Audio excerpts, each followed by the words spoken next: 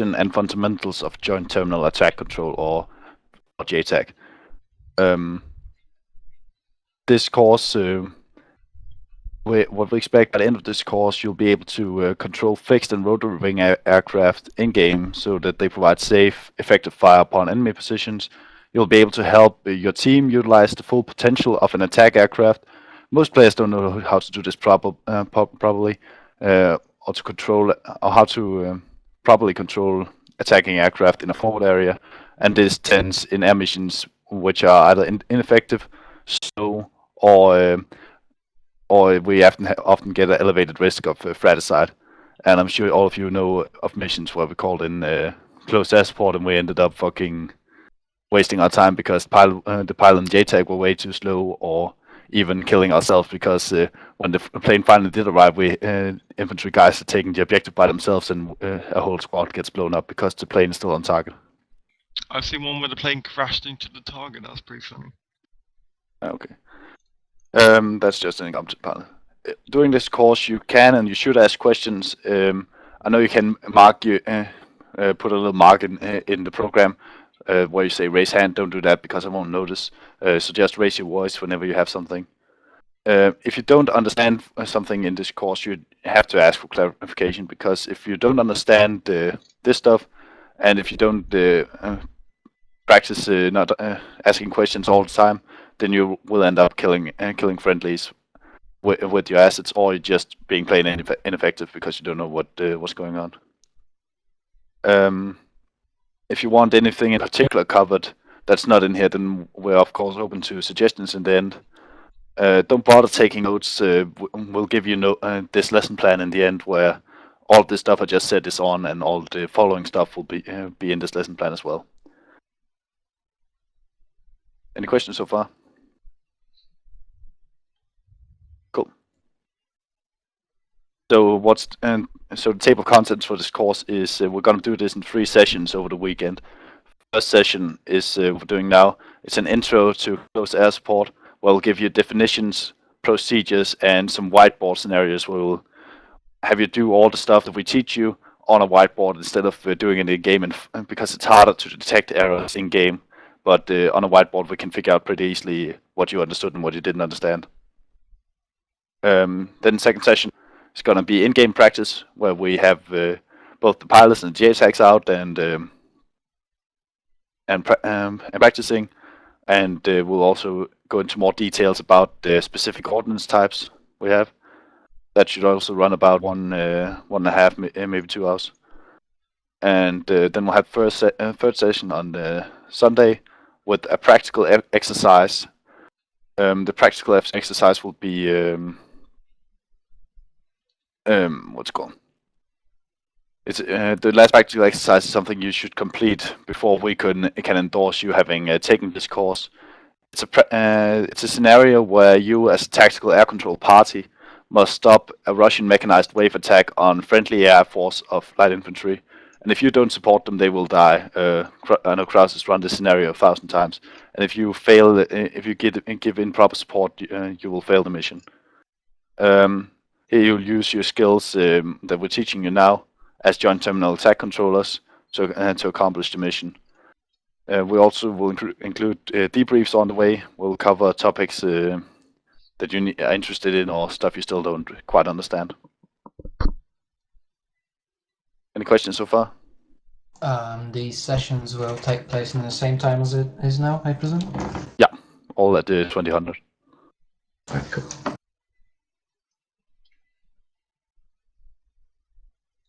Okay. The next thing is what we're doing here. This course will only cover fundamentals of joint attack terminal control. It's because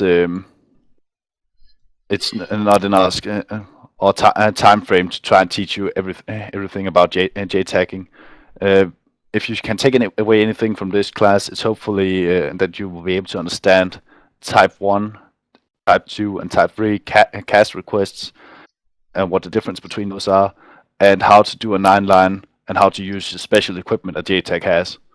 And if you have that roughed out, you'll be able to pretty much do the rest through practice or study. And and but just by understanding these things, you'll be more proficient in this than most of the players we have here. One note: this is based on a U.S. Army field manual, so it's based on how it's done in the U.S. Armed Forces, mostly the Army. There will be a bit on Marine Corps and NATO cooperation as well.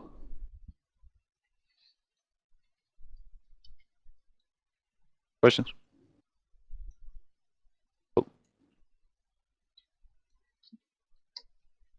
Okay, so first off, what is a JTAC? Because I know a lot of you have heard the term before in missions, and it gets thrown around a lot. And most of you guys will probably only knows that it's the guy who controls and calls in attack aircraft and explain typical presence in, or it's just guy who calls in attack aircraft. That's probably what you guys know about this, right? Yes. So in real life, JTACs. I'll just change the slide here for more fancy one. In real life, JTACs are what's called a Joint Terminal Attack Controller. It's an extension of what's historically called a forward observer, but JTAC has a more rigorous, in-depth training, and they're usually either Army or Air Force personnel. And this line of job has only been in the U.S. military for since 2003, and they typically function in two formations. We have tactical air control parties. That's a TACP. The principal this is the principal Air Force liaison unit co-located with Army maneuvers on battalion level through corps level. It consists of two JTACs, a forward air controller, and an Air Force liaison officer. It's gotten down to just TACP. They have two primary missions. That's advise ground commanders on the capability and limitations of their air operations, and provide the primary terminal attack control of CAS. Tactical air control parties coordinate air combat missions.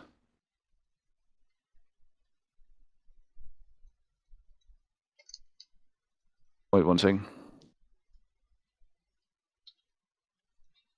I got lost here. Yeah. Okay, so tactical air control parties coordinate air combat missions and deconflict the aircraft with the Army fire support. Tactical air control parties are organized into expeditionary air support operations groups or squadrons that are aligned with their respective Army Corps Division Brigade headquarters. And they may employ JTACs on company or even team level. We also have what's called Terminal Attack Control Team, and that's just two-man teams consisting of a JTAC and his apprentice. Just a side note, the U.S. Marine Corps does not have JTACs, but they train their forward observers to certified JTACs. I hope that gave some clarity on what a JTAC is. Basically, it's a guy who is trained on who knows a lot more about the aircraft and how they're used, what they can do, etc. And through that knowledge, he advises battalion level commanders on up how to most effectively use their air combat asset or their close support assets. No questions on JTAC's role? Scratch, just remind me, don't bother taking notes. You'll get all this training material afterwards. Okay, if there are no questions, we're moving on.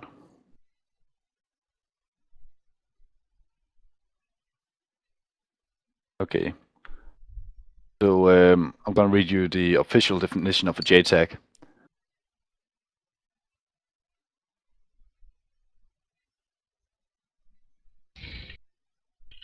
Okay.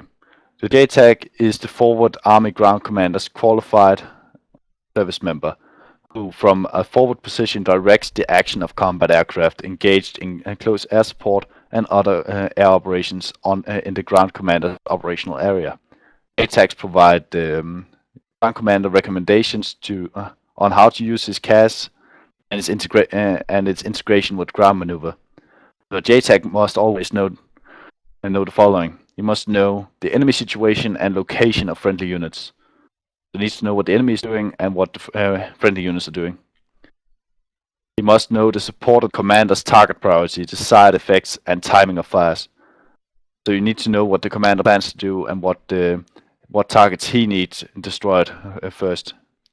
Because depending on what kind of maneuver we're doing, he might be more interested in artillery or something else. It's situation dependent, and you need to know what the situation is.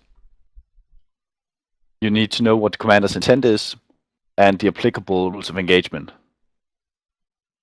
So again, depending on what the kind of situation, we get different rules of engagement, and you need to know what those are, so you know what you can call in CAS on and what you can't. You need to validate target of opportunity. So if you get an opportunity like hitting an artillery crew, you need to validate that is a hostile target, not a friendly target, because sometimes the aircraft will see something that could be a target of opportunity that ground personnel won't see, and then it's the JTAC job to validate that is actual target of opportunity and not a friendly he missed.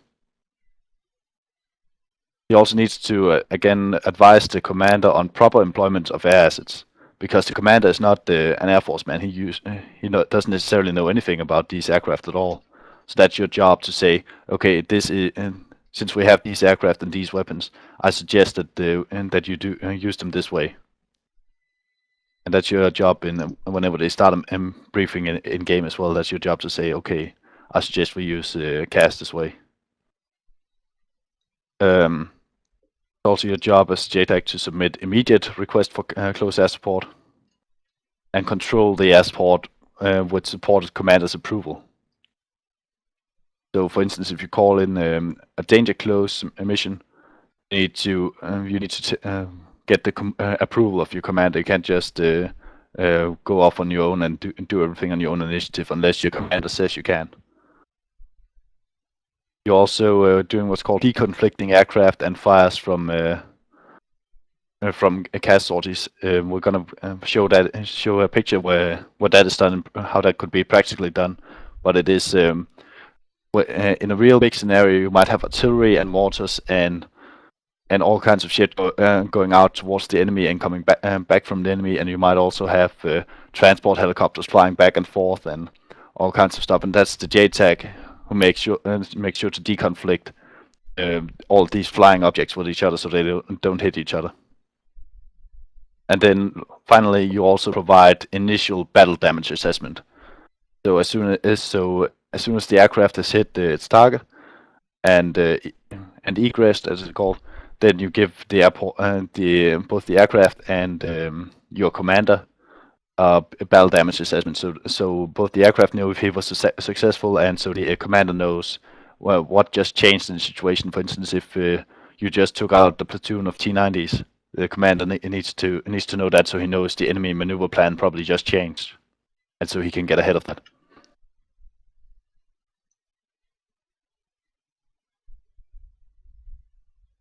Okay, so that's just your official job. Is there any questions on that? Awfully quiet, guys.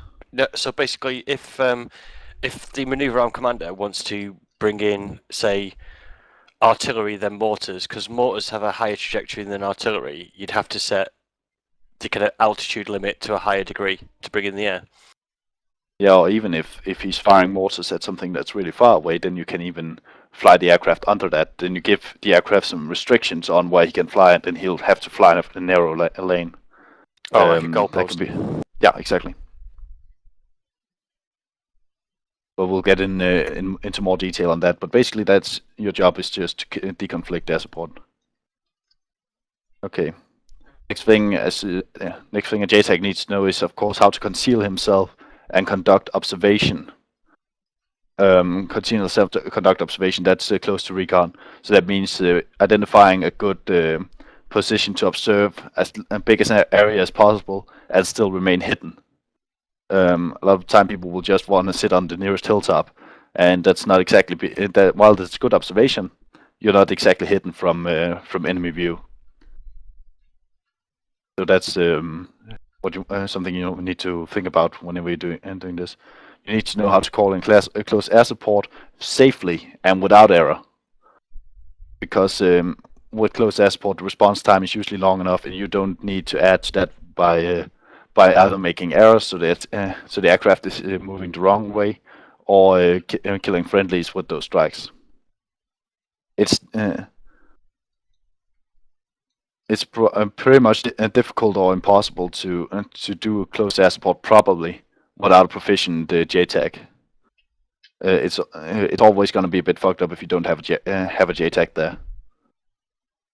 So, are there anyone who doesn't understand what JTAC is or what he does now?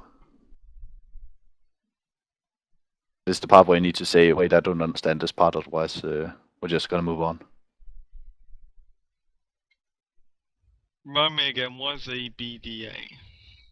Battle Damage Assessment. Okay. Is that friendly, enemy, or both?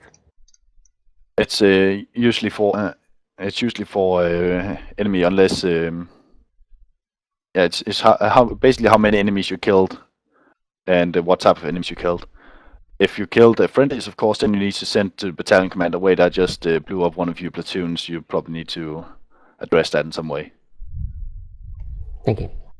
So it's just an assessment of what the kind of damage you just did. Any other questions?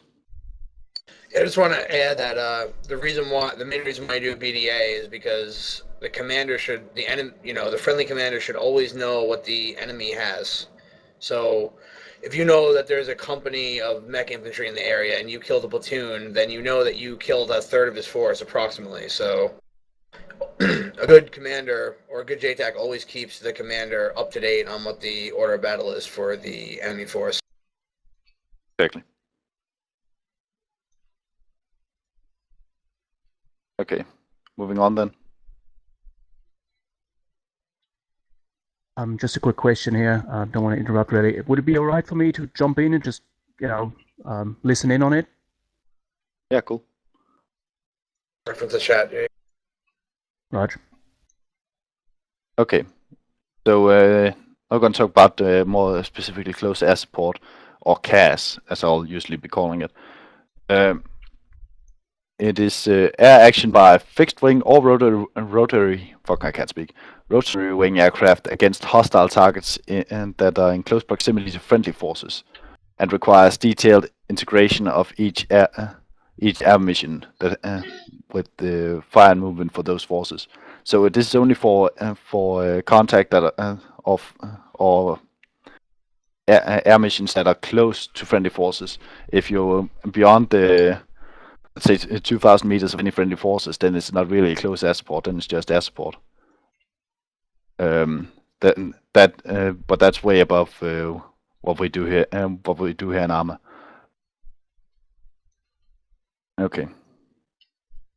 So that's where the JTAC comes in. Since it's close to friendly forces, we need a JTAC to direct this close air support, and it's implemented in 3 phases: planning, preparation, and execution.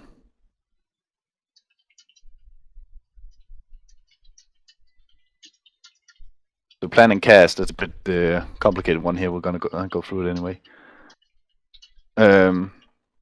First phase is, of course, the planning phase, where you receive a mission, that is, read the briefing in game, and then you need to do your mission analysis, and that's understand the commander's fire support plan. You may need to call in, and if there are artillery on the map, you may need to call in artillery to mark a target, and you will need to deconflict your aircraft from other fire support assets. So imagine we have a big operation going on. We have artillery firing at all kinds of targets, and then you need to know what the line from that gun to those target areas are. So you know how to deconflict the airspace. You also need to understand your air threats, ranging from heavy machine guns to man-portable SAM missiles, to anti-aircraft artillery and fully developed SAM systems. You need to understand that, and if the briefing doesn't mention them, you need to make plan for need to visualize, if I was the enemy, where would I put my anti-air support, and then you need to be wary of that. Of course, there are missions that don't have anti-air support or anti-air units. That's fine. Okay. You also need to understand the commander's intent, and more specifically his maneuver plan, and the approximate location of enemy forces at all stages of the operation. So, whenever the platoon leader or company commander, whatever, gives his operational orders, then you need to fully understand his execution phase. Always know why and what his units are going to be doing as the plan progresses, so you don't risk fratricide. You also need to understand restrictions, taskings, and capabilities of CAS aircraft. So you need to know, for instance, what a A-10 can and what it can't do, and what you should use it for. So you use its capabilities to the fullest extent and avoid hitting any of its restrictions. For instance, it's extremely good for close air support against tanks that do not have anti-air cover. But if you're going up against even a SAM missile, it can be its chances are pretty low of surviving because it's a slow aircraft. You also need to know high value targets. What's the highest value to the commander to get destroyed? Is that the artillery? Is it tanks? Is it AT units? Whatever. You need to know what the commander needs to have taken out. An extension of that, rules of engagement. You need to again need to understand those at all times, and you need to know the commander signals, especially the call signs on the nets and what nets are used. So you need to know how to find the different units on the net and call them and get actual log stats. Especially if you're doing a platoon or company level assault, you might need to actually. Or you might not be able to get the company commanders to tell you exactly where they are. Then you have to find them on their own platoon net and say, "Hey, I need your log stat. Otherwise, I'll risk bombing the shit out of you guys." Okay, so that's the planning phase. It's just what you need to be able to plan for. Are there any questions on the planning phase? I'm seeing go says later, but don't really. You're probably going to say later how we actually calling CAS strikes on air threats, or is that not a target we were calling on? That's depending on what kind of air threat it is. If it's a S-300, then. All right. Yeah. No, I'm just getting to that, Kraus.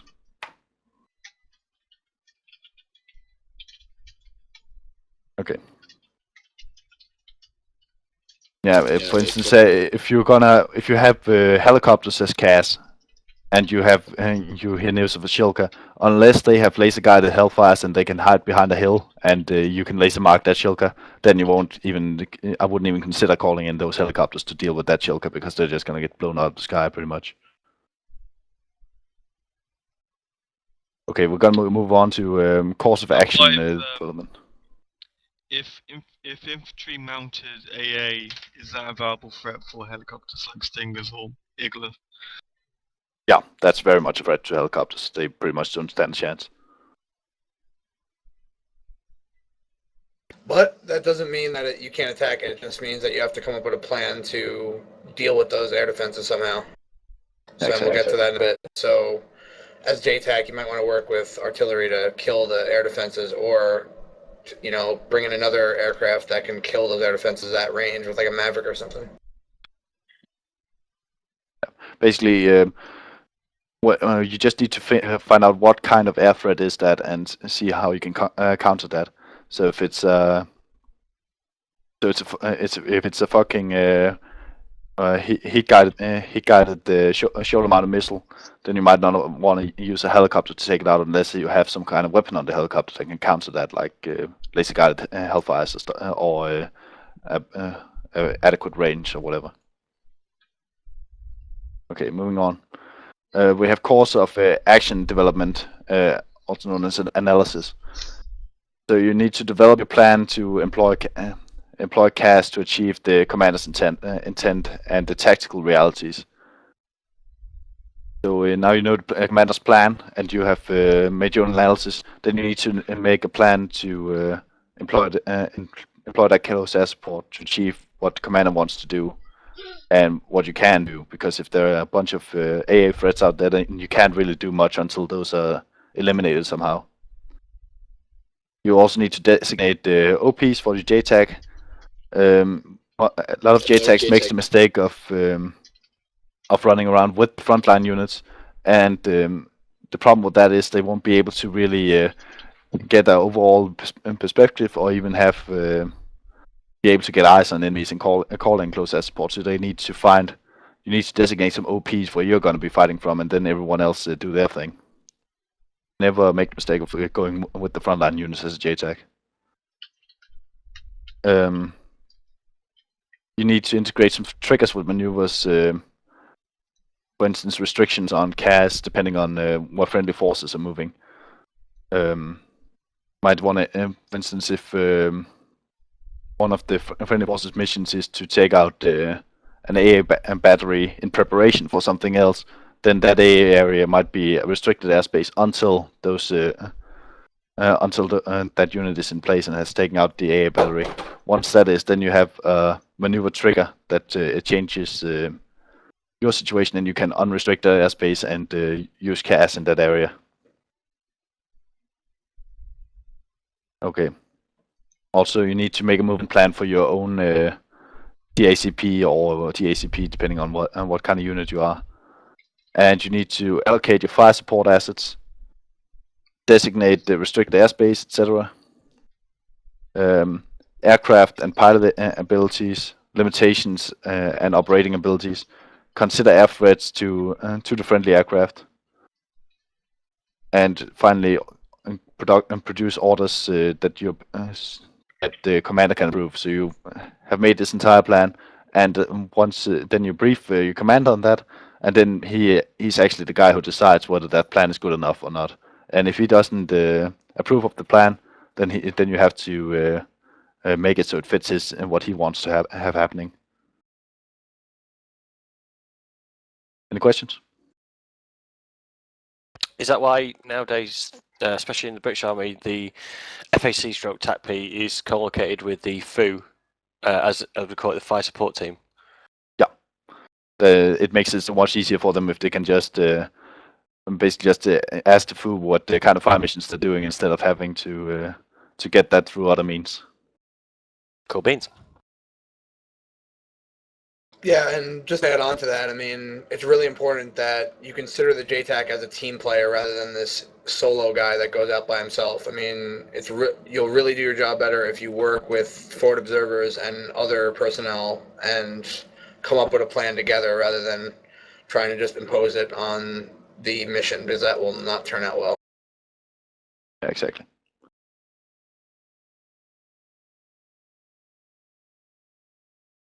Okay. Any other questions on what you need to plan for in this when you're doing close air support? Okay. On. We have our preparation phase. Not to be mistaken by planning phase, because in the planning phase we're just making the plan. In the preparation phase we're getting ready to execute that plan, and that of course involves executing your movement, move to your OPs, get those established so you can overwatch an AO from preferably from a hit position or anyway from a hidden position. And as the maneuver goes along, then you execute your maneuver plan and move to different OPs, situation dependent. You also conduct your observation, where you observe towards targets and areas of interest, because you always have some areas that you expect to meet a certain amount of a certain kind of enemies in. For instance, open areas you might be looking for ArmA, or roads you might be looking for rise units or whatever. You observe those, and you observe actual targets that are found.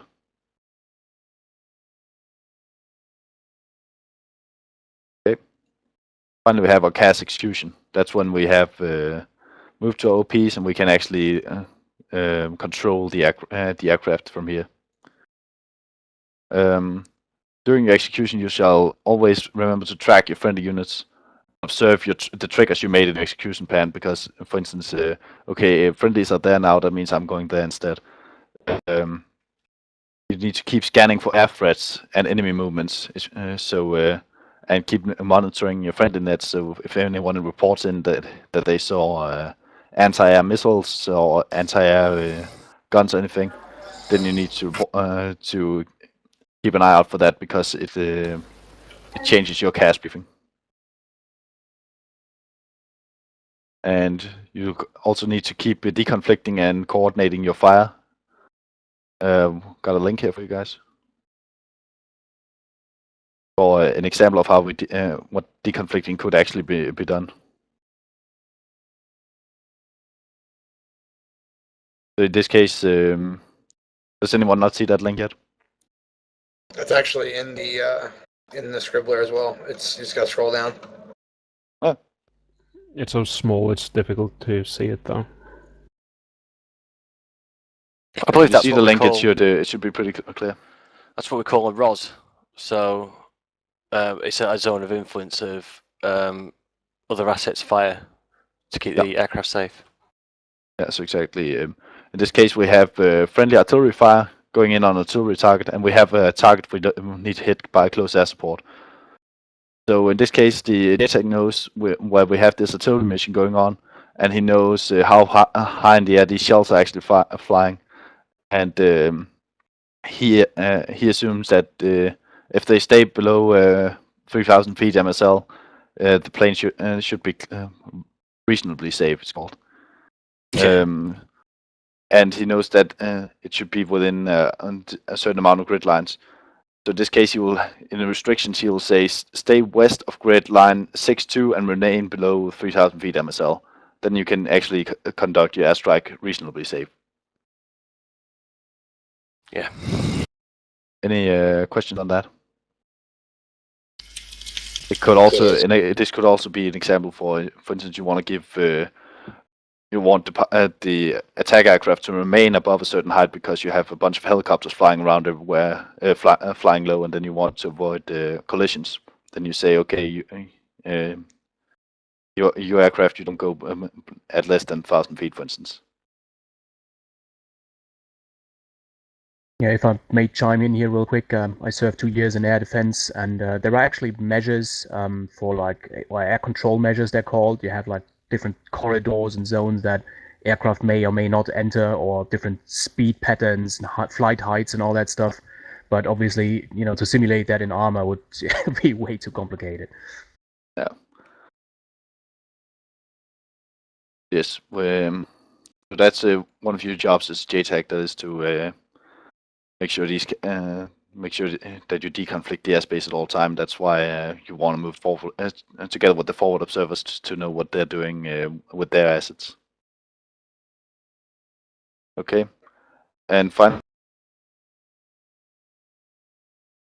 requests on target of opportunity.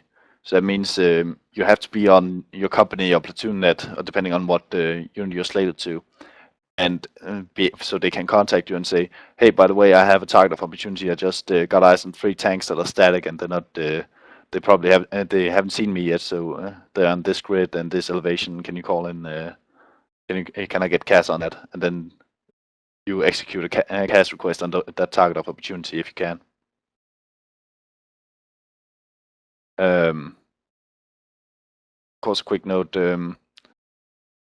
As Jake just pointed out, we are in a game, so we can't do anything realistically. In reality, you'd be working with a tactical operations center or a TOC, and they would be feeding you a lot of information that you have to obtain by yourself in game, and that also means that you're pretty much clear to call in CAS without considering any field-wide demands and developments. In real life, you'd have some limitation imposed upon you from the TOC.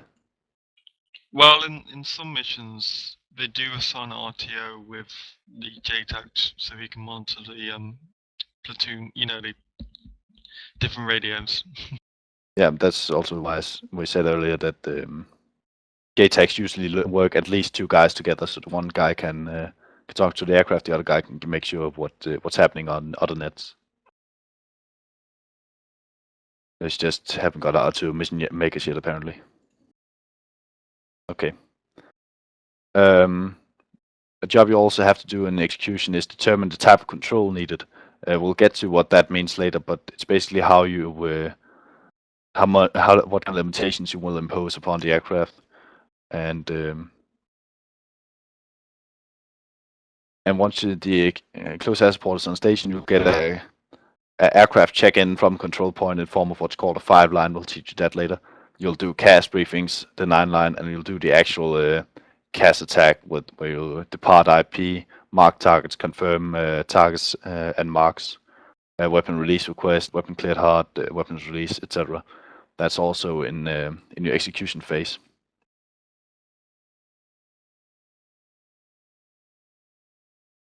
If you look at the right side of the slide, you can see that pretty clearly.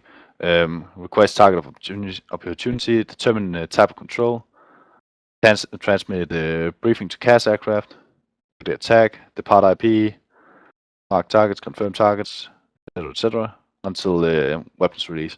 And it is the JTAC's call, and only the JTAC's call when it's okay to release ordnance. And any pilot who doesn't do that in real life will basically lose his wings, because you can't expect the pilot to actually know the situation on the ground, apart from what the JTAC tells him.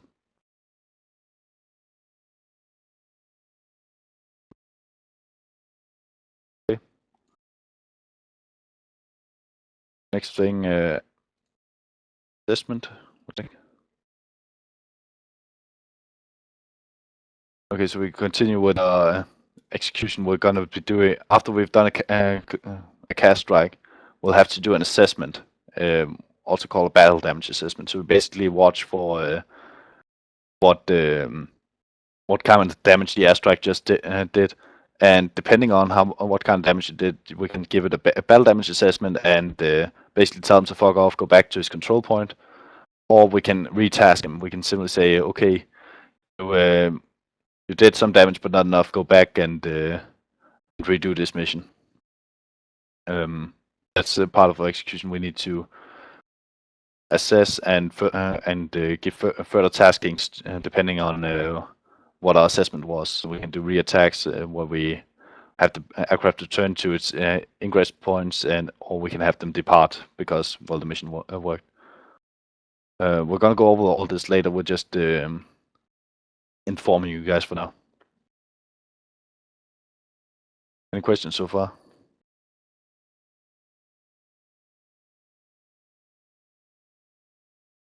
Okay. There's some conditions for effective close air support, and that's of course effective training and proficiency. You need to know what you're doing, and both pilots and JTACs need to have basic ability to understand the nuances of close air support, as we've just been talking about. You need some planning and integration. If you don't plan what you're doing with the moving friendly forces, you will probably end up killing them. For instance, a mission I remember where you have to attack a tunnel on Everon, and there are some targets of opportunity at that tunnel. If you don't plan with the commander there that you're actually gonna hit those targets, then you will probably end up killing his guys as they attack the target. That also spurs into command and control. You need to be able to make sure you can contact and control the aircraft at all times. If you know that you're going to lose radio contact with the aircraft while it's doing its attack runs, then you shouldn't really do the attack runs, because if something changes, you get friendlies into that area, or a new air threat emerges, then you can't advise the aircraft and abort his mission. You also need to know about air superiority, where you could do CAS in an area that's contested by enemy aircraft is just dangerous and ineffective. So if you have, of course, it makes perfect sense if you have enemy aircraft in the area, like fighters or something, then you shouldn't do CAS at all, because you just risk losing your aircraft, or you have to move along such small, narrow routes that you're basically ineffective anyway. You need to have air superiority to even consider this. target marking. If you mark a target and the pilot is able to contact the